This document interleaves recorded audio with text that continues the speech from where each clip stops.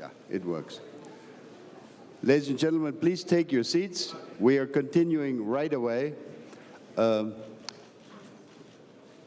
This is an interesting panel of two European prime ministers. One of them is already a long-time participant here in Munich. I'm speaking of Bundeskanzler Kurz. I think this is the 5th time that you are participating in Munich. And to your left is the new Prime Minister of Poland, who is joining us here in Munich, of course, for the first time. A warm welcome to you, sir.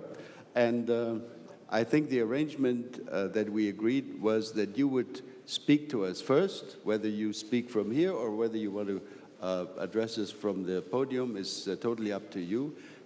Try to be brief, please, and then we'll invite Sebastian Kurz to make some remarks, and then we'll have a discussion with the audience. Please.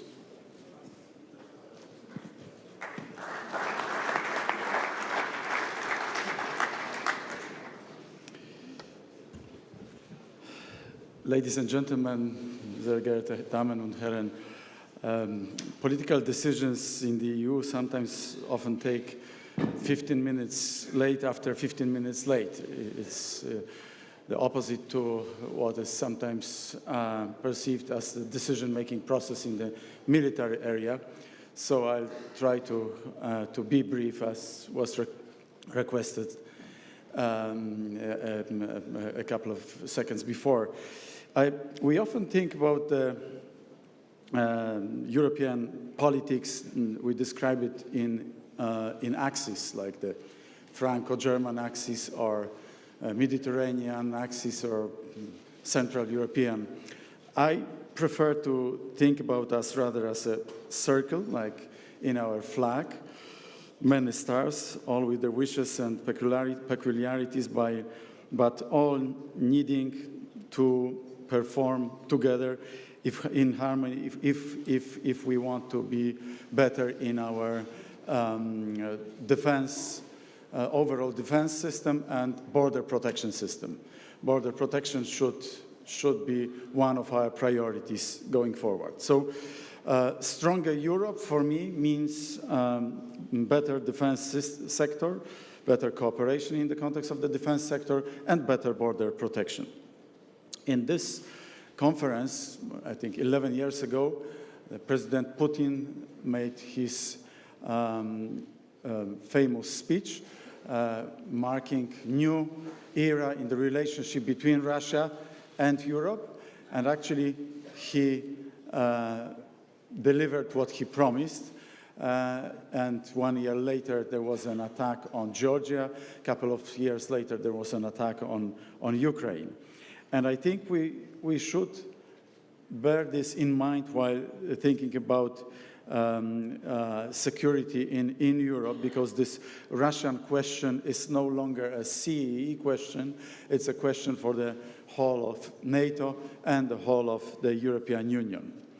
So it is hard to discuss about the European common security and defense policy when most of the EU countries are not complying with this 2% of obligation or recommendation of expenditures on defense in NATO, and 20% of those on military improvement, military equipment.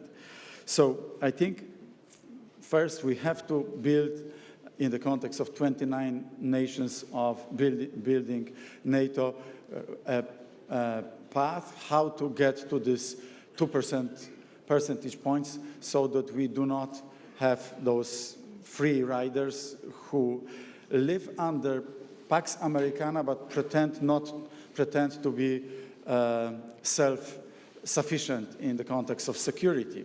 Well, I feel very much pro-European. I would like that we live under Pax Europea, but this is not the case. This was not the case for 70 years, and this is still not the case today. So if we want to be more self-reliant self-sufficient. We really have to cope. We really have to cater for our own security much better, in a much better way. Today, 70–75% of all the military power is actually relying on the US, and the equipment, statistics, procedures, and equipment which was mentioned by Jean-Claude 20 minutes ago, it's actually self-explanatory. We have so many different sorts of tanks, of aircraft, of other parts of equipment that it's very difficult for us to build a common defense policy in Europe. And also, one additional aspect which I would like to bring to your attention is non-military. Sometimes it's not possible to negotiate. Sometimes we have to fight in the battlefield, like with ISIS or Syria.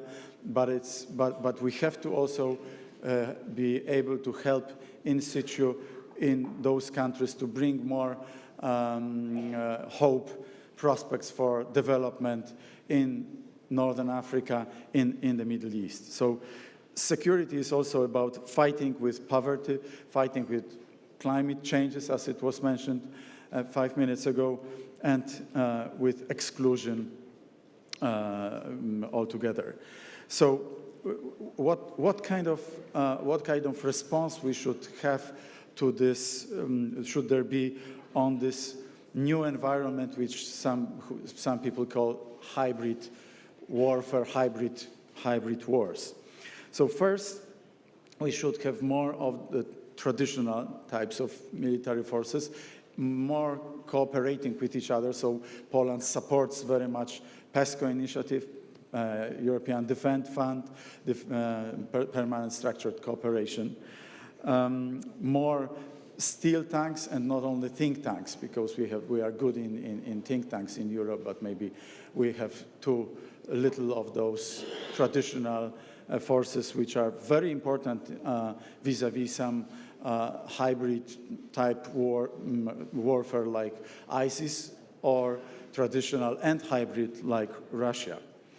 And also the traditional forces should be complemented with cyber digital forces and networking of our security approach, in particular with 29 countries of NATO, 28, 27 countries soon to be in the European Union, but together with the United Kingdom, I believe that we can form a formidable force, but a much better coordination and more of consistency in defense expenditures is needed.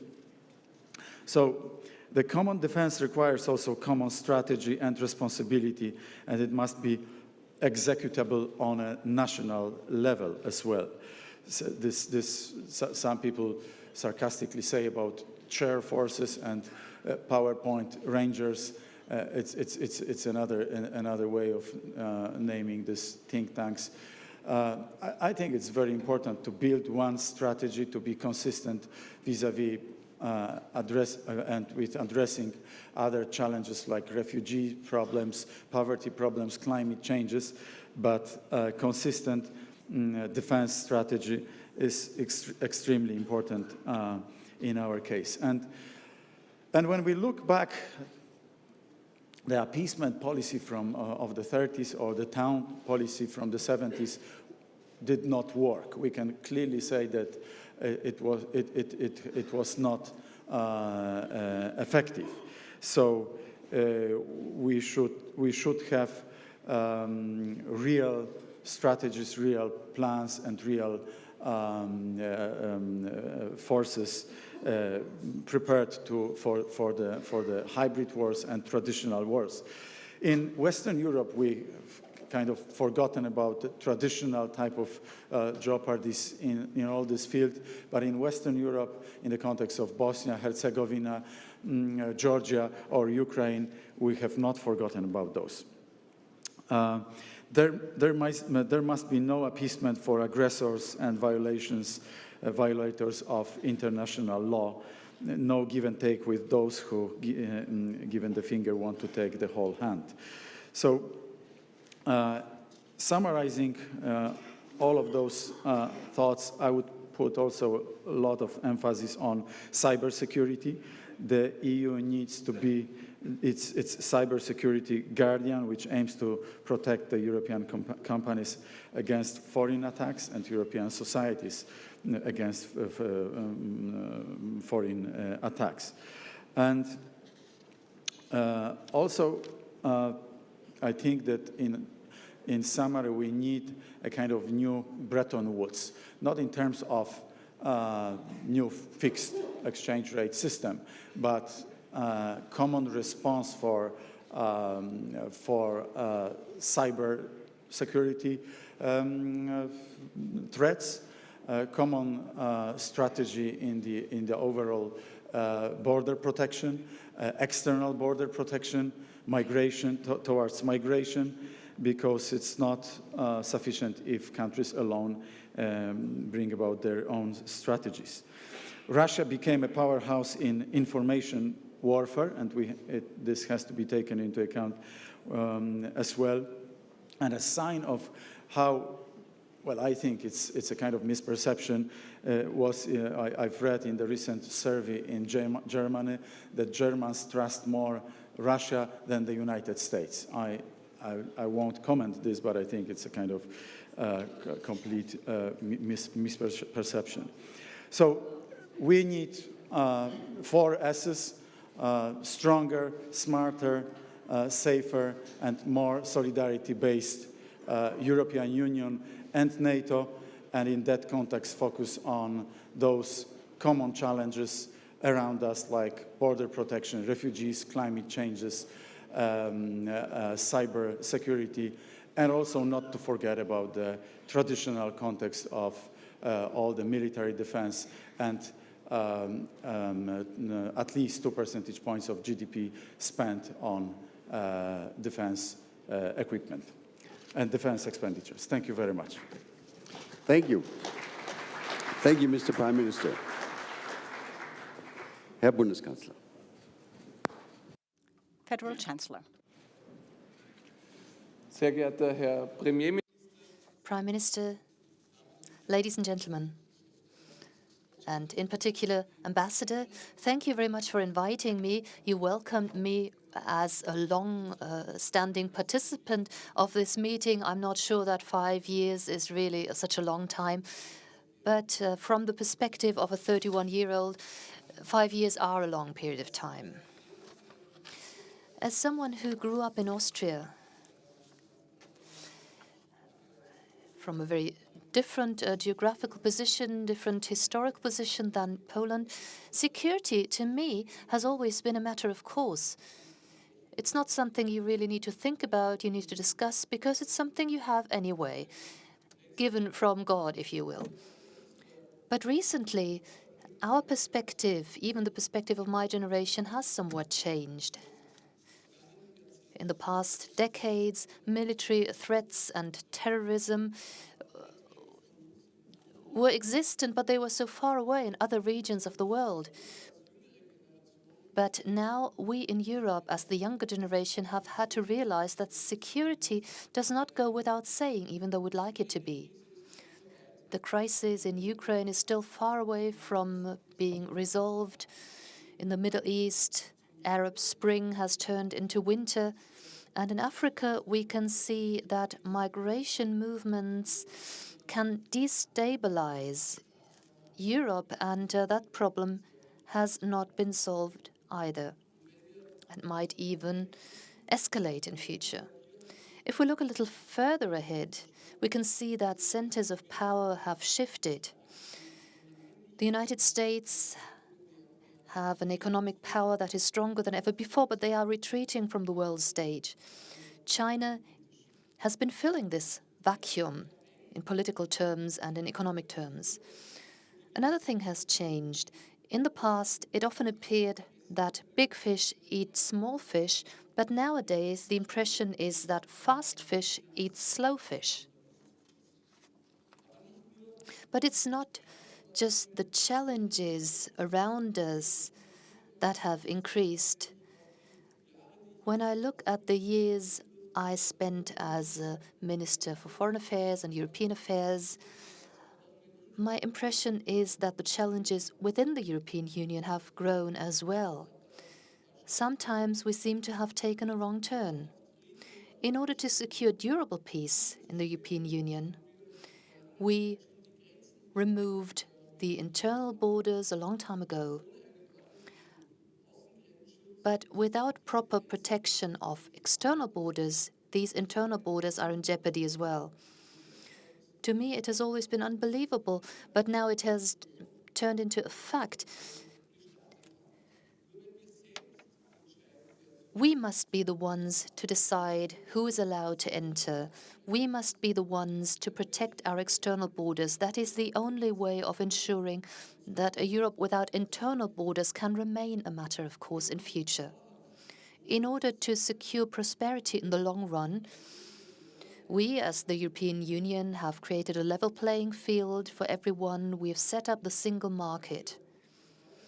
But when you look at the number of regulations we have today, and when we hear that small and medium-sized enterprises are often crushed by this multitude of regulations, we must be clear that prosperity can only be secured if we create the right conditions that enable small and medium-sized enterprises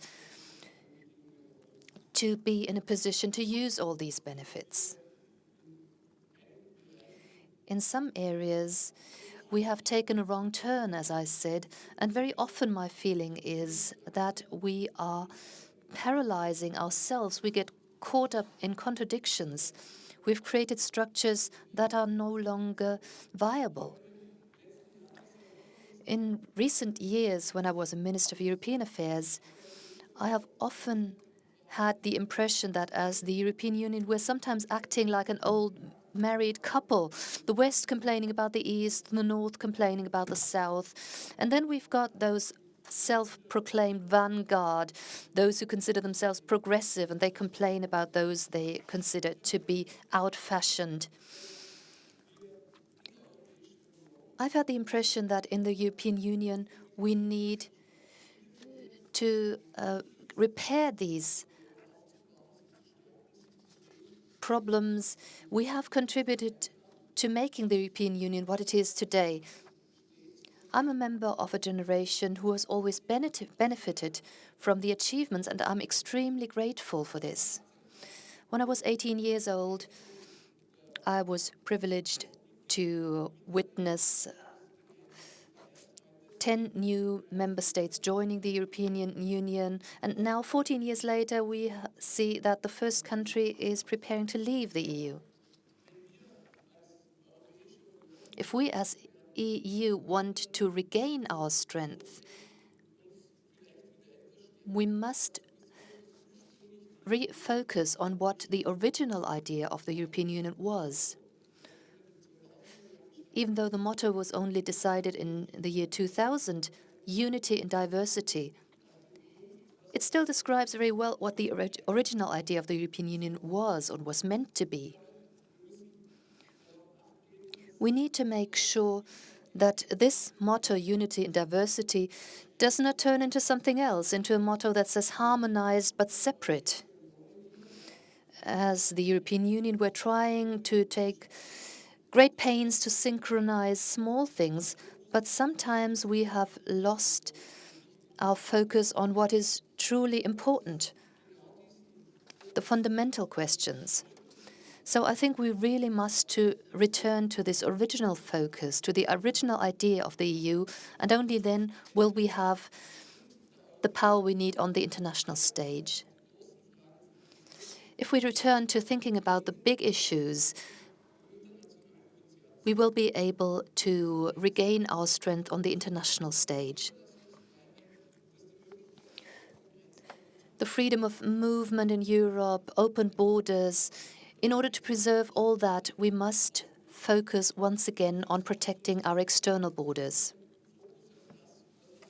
So secondly, we need to focus on what the EU is really about, our Christian and Jewish mentality, our history, democracy, human rights, all that is an important basis. And of course, we need also to focus on our international competitiveness.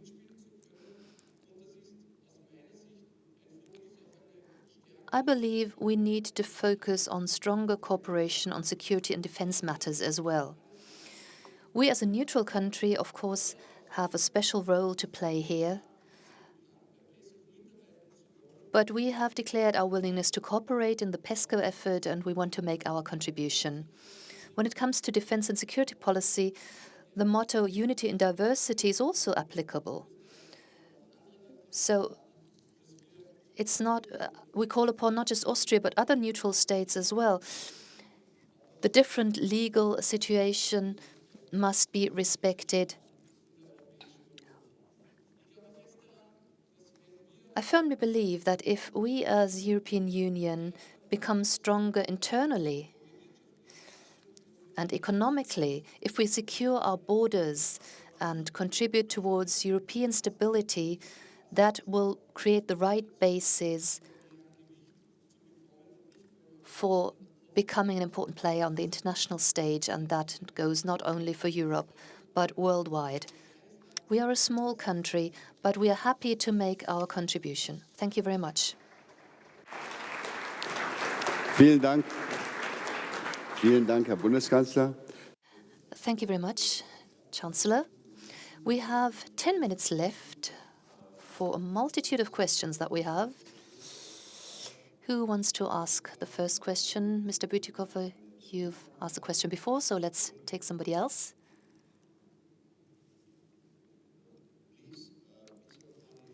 Yourself when you ask the question and indicate, if you could, whether it's a question addressed to both or only to one of the panelists. Jan Klatten, I'm an investor in the energy sector, and I have a question I would like to direct to the Prime Minister, Morawiecki. Prime Minister, I very much appreciate your approach to modernize and to develop the Polish industry and industry policies. Yet, in 2016 and 17, we have seen legislation that puts foreign investment in the vicinity of 2.5 billion in the renewable sector at stake, maybe even threatened by expropriation. Since it seems to be a goal of Poland to play a role in the electromobility market, and that this requires also infrastructure, I wonder how you would like to restore trust and confidence of the investment community to invest in Poland. Okay, can we, Prime Minister, if you agree, let's collect a few and then go back to the panelists. Ronen Bergmann, Horst Teltschik. Ronen Bergmann first. Thank you, Ambassador. Question for the Polish Prime Minister. This is about the new law that you just legislated that forbids people from claiming that you had part in the genocide of my people. I come from Israel. I'm an Israeli journalist. I'm a contributing writer for the New York Times. Sorry for being a little personal. Both my parents were born in Poland, my late mother and my father. My mother received a special prize for good Polish from the Polish Ministry of Education when she was 5. Then the war started, and they lost much of the families because their neighbors, the Polish neighbors, snitched to the Gestapo that they are holding Jews. My mother was able to save much of a family because she heard during the night that the neighbors are going to tell that they have Jews in their vicinity to the SS the next morning. And after the war, my mother swore that she will never speak Polish for the rest of her life, not even a single word. If I understand correctly, after this law is legislated, I will be considered a criminal in your country for saying this. What is the purpose? What is the message that you are trying to convey to the world? You are creating the opposite reaction and just attracting more attention to these atrocities. Thank you. And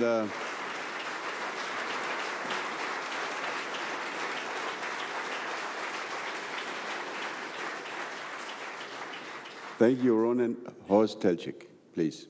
Eine Frage an den Herrn. I have a question to the Prime Minister of Poland. In your introductory remarks, you made a critical comment about the formation of axes in the EU.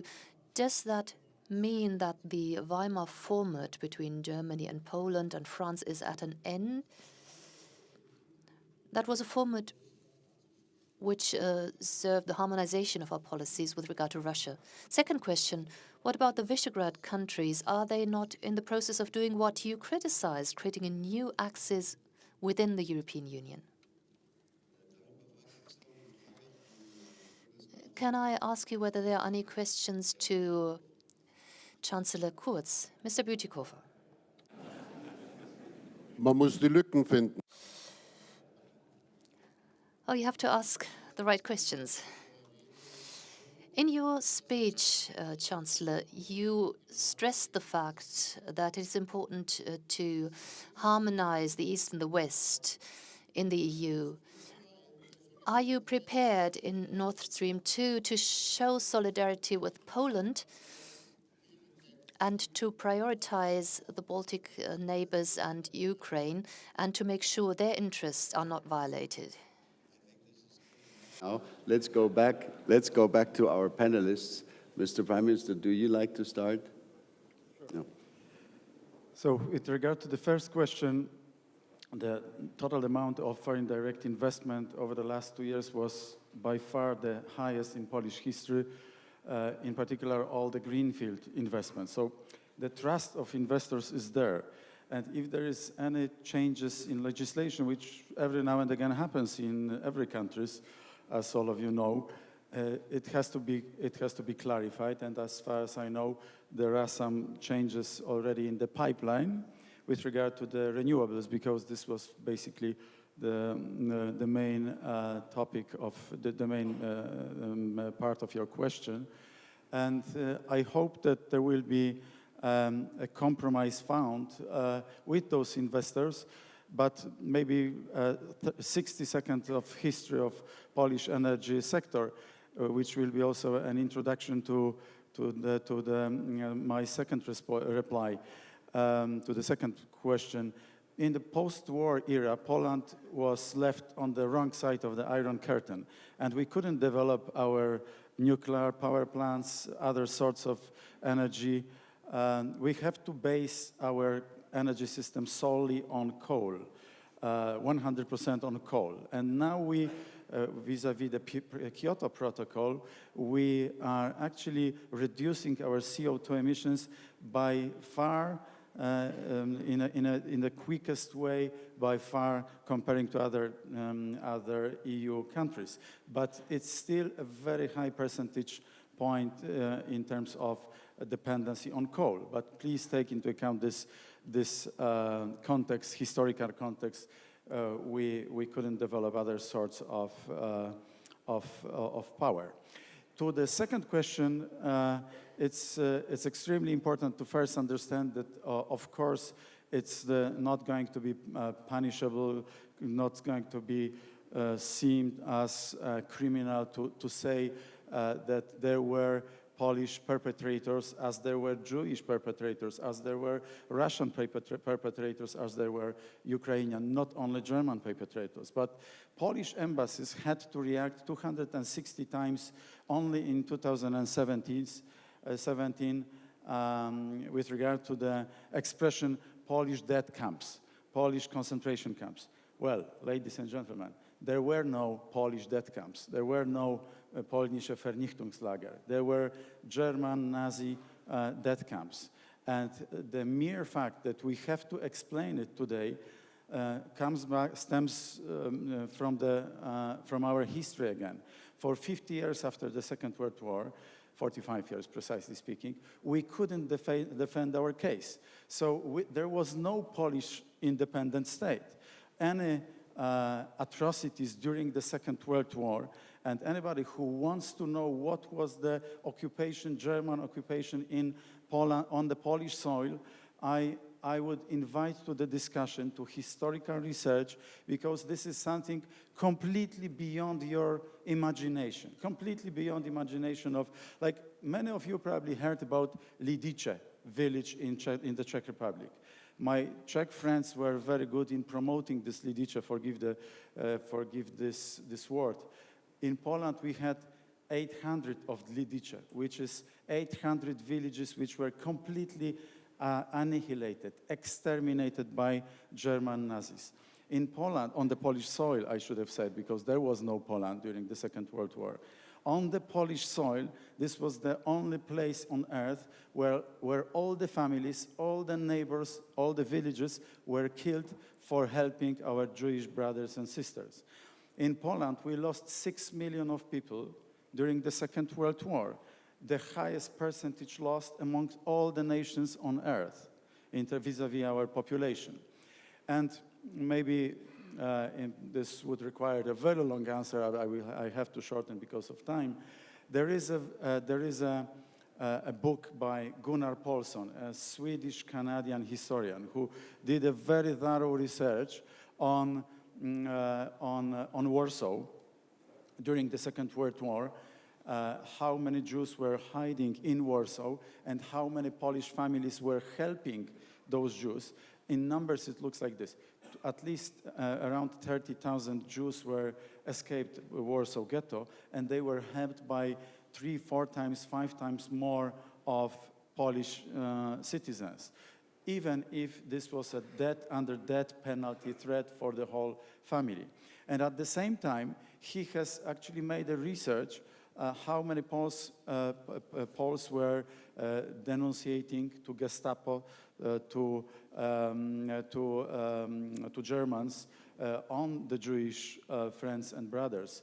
And there were 3,000 to 4,000 in Warsaw, where all the criminals during the wartime, in the wartime, they always mushroom, as you could imagine, because of the nature of the occupation, because of the nature of the war.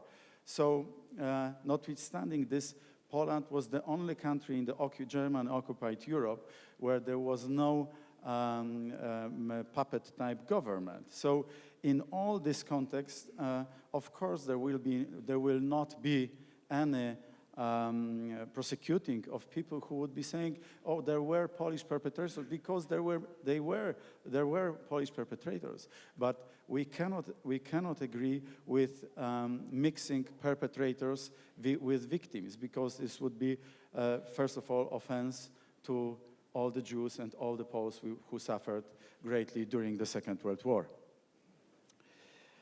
So, to the third question, it was about the axis. Well, thank you for this thought-provoking question. Of course, I believe the Weimar Triangle and the Visegrad format is still absolutely valid, but my initial opening remark was about that my desire is that those formats, Franco-German, Weimar, and so on, we should work towards single European market, consistent approach to refugees, consistent approach to climate. So they should be secondary to the unity of the whole European Union. This is what I meant. Thank you very much, Bundeskanzler. Ich befürchte, dass meine Antwort Well, I'm afraid that my answer will neither surprise nor please you, but we think the Nord Stream project is in principle a good one. Of course, it still means we must respect the concerns of partners of the European Union. Nevertheless, when we talk about a better cooperation within the European Union, it is also a question of how we deal with each other and what our positive vision for the European Union is. There will always be conflicts of interest, that is clear. Still, I have a feeling that sometimes some nations do not really have an objective view of others. Some time ago, I participated in a panel discussion in Germany, and the panel moderator said he is still not reconciled with an idea of living in a European Union where Switzerland and Great Britain are not members, but countries such as Hungary and Romania are members. took a moment to think about that, and then I said that the Hungarians and Romanians present would certainly not like this statement, but I was one of the few members then who thought this was a problematic statement. In the European Union, we have a problem of centrifugal forces that seem to be growing. Some people are looking down on others and think themselves superior. A Europe of two speeds might be a necessity, that's possible, but it can only be an interim step. I don't think it should be seen as a positive vision. If we want to be successful as a unified European Union, we should participate in the same development together. Sometimes others might be faster than others, but this is just an interim step. It's not an objective. Thank you very much. Unfortunately, we're running out of time. So before we dismiss the Prime Minister and the Federal Chancellor, I would like to make a small comment, and I'll do that in English. I want to thank both of you that you agreed to discuss with the audience together. I have been making serious efforts last year, this year, to make sure that the format of this conference is one of discussion with one another, even between representatives of countries who have serious issues. And I do understand that there are cases where leaders hesitate or refuse to sit on stage together. I understand. I don't like it, but I understand that the Iranian foreign minister and the Saudi foreign minister don't want to sit on stage here together. What I do not understand, and this is why I want to really praise the two of you, that we had last year and we had this year cases where actually leaders from within the European Union categorically refused to sit on stage here in Munich with other leaders from within the European Union, or leaders from within NATO to sit with other leaders from NATO. I think that does not convey a good image and perception of our degree of cohesion and determination and common will. So I want to encourage all those among you who are interested in participating in this discussion, and to encouraging the Munich Security Conference to be a place not only of, State of the Union speeches, but of serious dialogue and exchange of views, with the hope that we will actually make the world a little better at the end of such a weekend. So thank you, the two of you, that you agreed to serve together. Thank you very much. Thank you.